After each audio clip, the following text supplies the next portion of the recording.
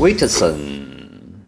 Now this is the Merry system, which is basically tends to specialise in the Jaguars and the Land Rovers and the Range Rovers. So as you can see here, this is the original Harman Kardon screen here, which you can see. These buttons downside are now touchscreen buttons, so obviously it was the press buttons like that. You can control these options down here. These buttons do work. Switch that off. As you can see, the little beeping's just come on, and there's your park assist button, obviously, which only works when your car's moving. So if I want to go over to the Android side, obviously the system's working through the car's auxiliary, so obviously that's where your sound goes through.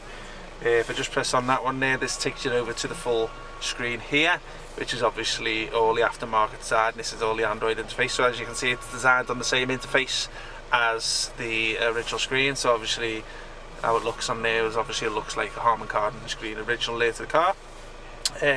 All these icons down here work, obviously just little shortcuts. Some of these are brought through from the original screen. As you can see, your park assist button there, and some of these buttons down here take you to the Android one. This takes you obviously to the home side there, and this one takes you to settings. But I'm just going to show you a little bit on the video. As you can see, it's nice and quick and responsive.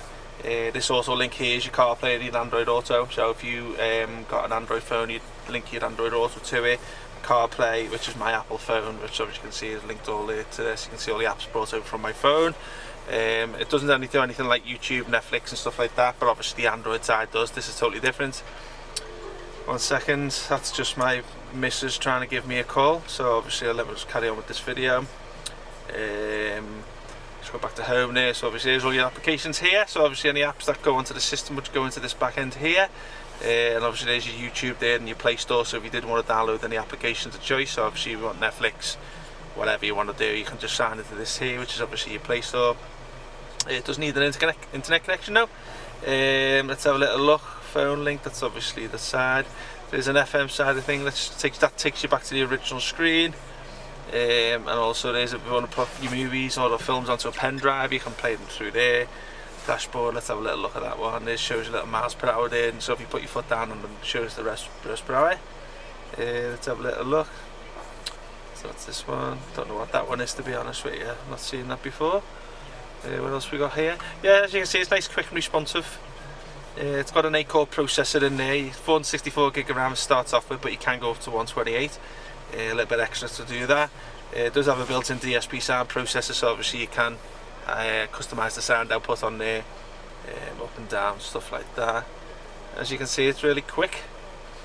Let's have a little look what else. There's your Google Maps there if you want to play around with that. You can put any maps of choice on there if you want. You can put anything like Waze or Copilot on there. Just go back to the home screen. Media. Obviously this is where you can put all your stuff onto a USB pen and play your music and your films through there. Exit on the background. 1 second. Navigation. This is obviously just Google Maps here. Again, you're going to need an internet connection. They do take a SIM card, these. This particular range, the SIM card goes in behind the screen here, which is a bit more complicated to do if you've already got it in, so do that just on the install. This original takes you back to the original screen. Let's have a little look. Dashboard, we're seeing that settings. I'll just show you a little run through here. So you can change your languages here, so as you can see, many languages of choice. Being Android, that it's pretty much like quite a lot on there.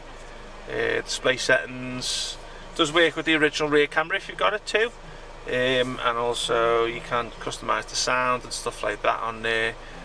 It is now it's Android 13, which is good. We'll have to change our website because it says 11 at the moment.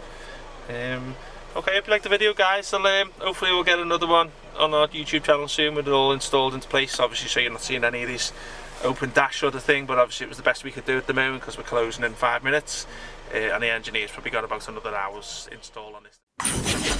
WITSON.